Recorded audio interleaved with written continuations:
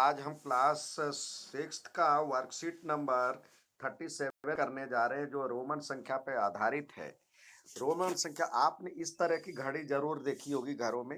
Roman संख्या अक्सर घड़ियों में हमारी कक्षा का प्रतिनिधित्व करने के लिए उपयोग किया जाता है। घड़ियों में और हमारी कक्षा जब आप अपनी कक्षा के बारे में लिखते हैं तो देखिए यहाँ पे रोमन अक्षर का उपयोग किया गया है।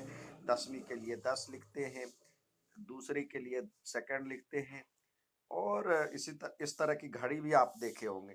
तो आइए इसका उपयोग करने के लिए जो यूज है उससे कैसे लिखा जाता है उसको देखें एक बार।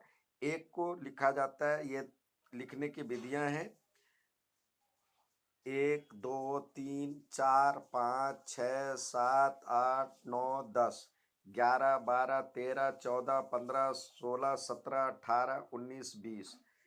ए- ये तो 20 तक की काउंटिंग है। और कुछ स्पेशल कैरेक्टर्स भी हैं, स्पेशल चिन्ह भी है। जैसे एल का मतलब होता है 50, सी का मतलब होता है 100, डी का मतलब होता है 500, एम का मतलब होता है 1000। तो इसका उपयोग करके आप 1000 तक के संख्या लिख सकते हैं। तो देखिए इसमें कुछ आपको पैटर्न समझ में आ रहा होगा। यानी कुछ संख्या 3 बार रिपीट हो रही है। जैसे 1 है 3 बार रिपीट हो रही है।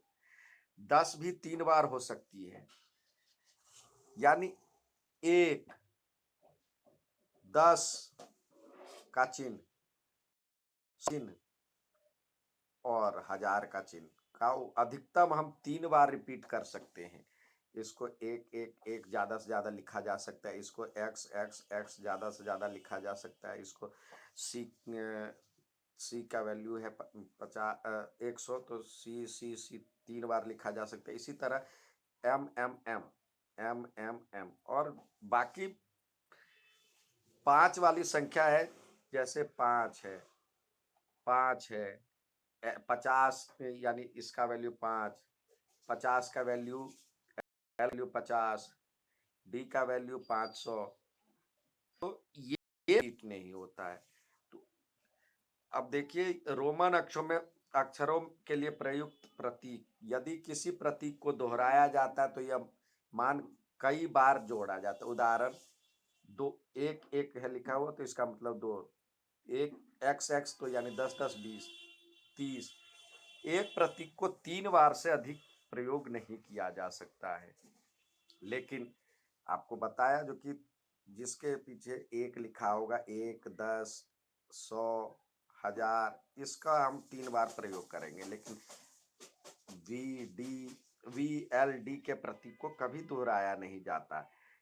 यहाँ पे लिखा हुआ है वी का वैल्यू 5, एल डी, और इसको दोहराया जाता है। यदि किसी छोटे मान का प्रतीक यदि छोटे मान का प्रतीक अधिक मूल्य के प्रतीक के दाईं ओर, दाईं समझते हैं इधर, इधर, और बाईं मतलब इधर, यानी आ देखिए छोटे मान का प्रतीक दाईं ओर लिखा हुआ है तो ये प्लस हो जाएगा। इसका मतलब प्लस, यानी 10 और 1 11।